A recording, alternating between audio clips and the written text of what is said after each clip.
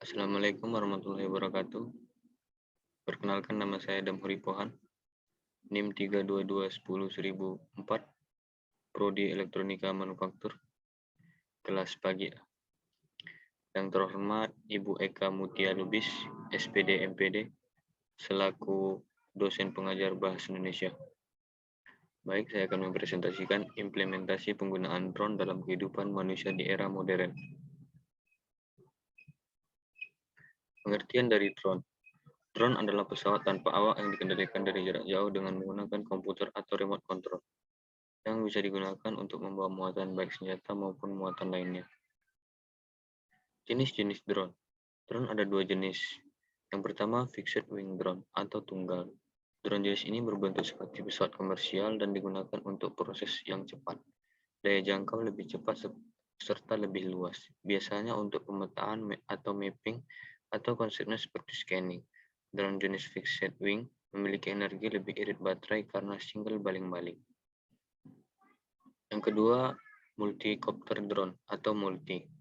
Untuk Anda yang ingin membuat video yang bagus, sangat cocok memiliki drone yang multi-copter dikarenakan lebih stabil dan daya angkut serta kekuatan mengangkat beban kamera bisa yang lebih berat. Semakin banyak baling-baling, semakin stabil dan lebih aman. Jenis baling-baling. Yang pertama, 3 baling-baling atau 3 kopter. Yang kedua, 4 baling-baling atau quadcopter. Yang ketiga, 6 baling-baling atau hexacopter. Yang keempat, 8 baling-baling atau octocopter. Cara kerja drone. Cara kerja drone yang akan kita bahas ini adalah untuk drone yang dipasarkan untuk kalangan umum. Jadi mungkin ini akan berbeda jika cara pandang kita adalah drone untuk keperluan militer. Di mana cara kerjanya dikontrol menggunakan smartphone, karena drone memiliki chip komputer serupa Arduino namun lebih kompleks.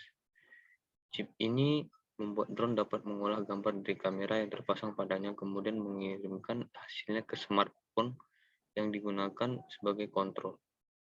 Bentuknya jika di smartphone mirip aplikasi dan memang aplikasi namun bawaan dari merek drone itu sendiri.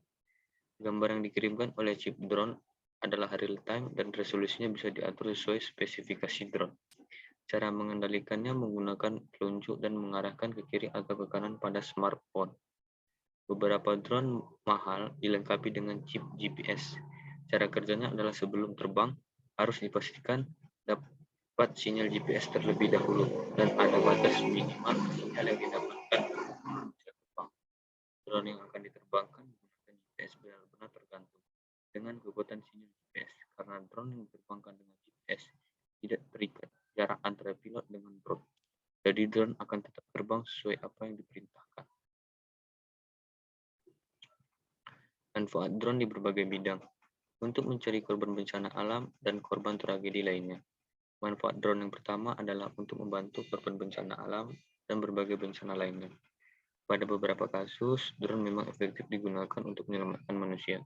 Misalnya pada kasus bencana banjir, drone bisa diterbangkan pada area yang membahayakan untuk menemukan apakah masih ada korban yang selamat. Drone juga bisa digunakan untuk memberikan suplai bantuan sementara, sebab mungkin area untuk menjangkau wilayah tersebut sangat membahayakan. Untuk menegakkan hukum. Manfaat drone selanjutnya adalah untuk menegakkan hukum, misalnya untuk menjaga perbatasan antar negara. Aktivitas di sekitar perbatasan antar negara bisa dipantau dengan baik menggunakan drone. Jadi adanya pelanggaran yang terjadi bisa segera diketahui dan diselesaikan masalahnya. Pada penggunaan dalam internal negara, drone juga bisa dimanfaatkan dengan sangat baik. Misalnya untuk menjaga area hutan lindung dari penebangan liar. Sebab selama ini masalah klasik kerusakan hutan adalah dikarenakan luas area hutan yang kadang tidak terjangkau oleh pengawas hutan. Sebagai alat untuk membantu perawatan infrastruktur. Pada beberapa bangunan tertentu seperti jembatan dan gedung pencakar langit yang tinggi, penggunaan drone jelas menjadi pilihan yang baik untuk fungsi maintenance. Drone bisa dikirim pada area yang sangat tinggi dan terlalu berisiko bagi manusia. Alat ini bisa difungsikan untuk mengetahui jika kerusakan yang perlu diperbaiki. Untuk mengawasi area persawahan, perkebunan yang luas. Drone juga bisa dimanfaatkan untuk mengawasi area persawahan yang luas seperti area pertanian dan perkebunan kelapa sawit yang luasnya berhektar-hektar. Anda bisa memanfaatkan alat ini untuk mengetahui adanya pencurian maupun kerusakan yang diakibatkan aktivitas binatang liar. Untuk kepentingan jurnalisme, Anda bisa memanfaatkan drone untuk kepentingan jurnalisme, misalnya mengirim drone di area peperangan untuk mengetahui secara live apa yang sedang terjadi. Sebab untuk mengirim langsung wartawan dan kameramen tentu berisiko sangat membahayakan. Bukan tidak mungkin wartawan dan kameramen tersebut dianggap musuh sehingga menjadi korban salah sasaran.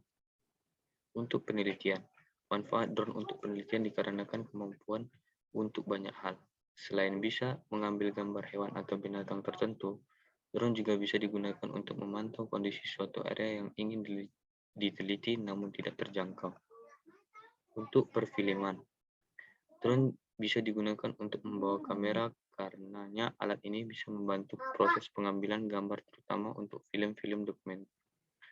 Kualitas gambar yang dihasilkan sendiri sangat tergantung dengan spesifikasi drone dan kamera yang digunakan. Semakin bagus kualitas drone dan kamera, semakin baik pula gambar yang bisa dihasilkan. Demikian hasil presentasi saya. Mohon maaf bila ada kesalahan. Wassalamualaikum warahmatullahi wabarakatuh.